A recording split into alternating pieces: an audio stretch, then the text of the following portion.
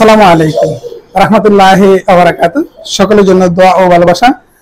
আজকের ক্লাসে সবাইকে স্বাগতম। সুপ্রিয় শিক্ষার্থীরা, যারা নবম দশম শ্রেণীতে অধ্যয়নরত, আমি তাদের জন্য বাংলা ভাষার ব্যাকরণ থেকে আলোচনা করতেছিলাম। আমি 34তম পরিচ্ছেদের আজকে দ্বিতীয় ক্লাস করব। এখান থেকে দুইটি ক্লাস করা হচ্ছে, সরল, জটিল ও যৌগিক বাক্য। ইতিপূর্বে একটি ক্লাস দিয়েছি, দুটি ক্লাস দিলাম এই জন্য যে এখানে বেশ কিছু নৈর্ব্যক্তিক আছে যা আরো গুরুত্বপূর্ণ রয়ে যায়, একটি ক্লাসে পরিপূর্ণতা পায় না। আমি পরিপূর্ণতা করার লক্ষ্যে দ্বিতীয় ক্লাস।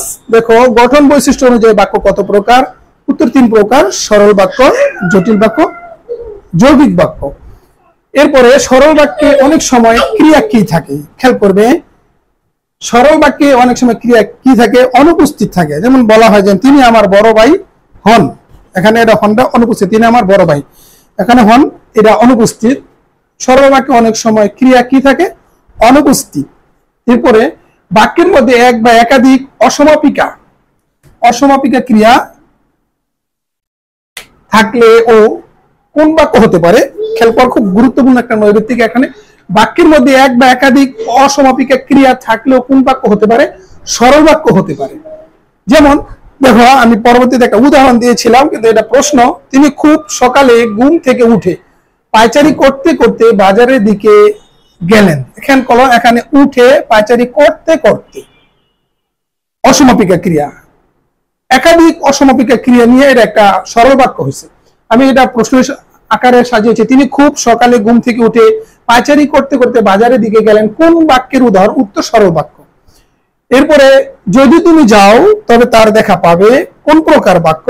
উত্তর হবে জটিল বাক্য। যদি তুমি যাও তবে তার দেখা পাবে, কোন প্রকার বাক্য? জটিল বাক্য। যে, সে, যারা, তারা, যা, তা কোন বাক্যে সাপেক্ষ সর্বনাম? এখানে কোন বাক্যের সাপেক্ষ সর্বনাম? উত্তর হবে জটিল বাক্য। মানে জটিল বাক্য চিনতে হলে তোমার এই সাপেক্ষ সর্বনাম গুলো থাকে, এগুলা দেখলে সহজে চিনতে পারবে। এরপরে কমা, সেমিকোলন, কোলন, ড্যাশ ইত্যাদি যতিচিহ্ন যোজকে কাজ করে কোন প্রকার বাক্যে?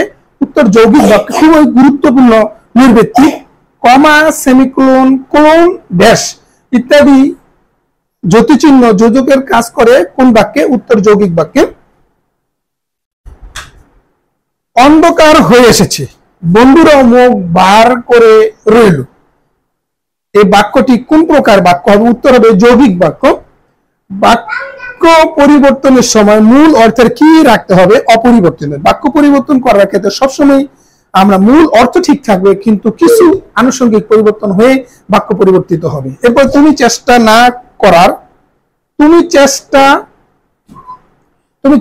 না করায় ব্যর্থ হয়েছে, জটিল বাক্য কি হবে? যেহেতু তুমি চেষ্টা করনি তাই ব্যর্থ হয়েছে। যেহেতু তুমি চেষ্টা করনি তাই ব্যর্থ হয়েছে।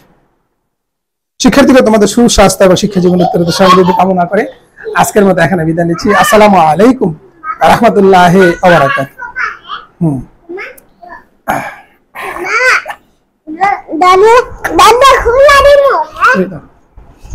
সালাম দাও সবারে, আসসালামু আলাইকুম কও কও কও কও, আমি ক্লাস করবো। আসসালামু আলাইকুম ওয়া রাহমাতুল্লাহি ওয়া বারাকাতুহু।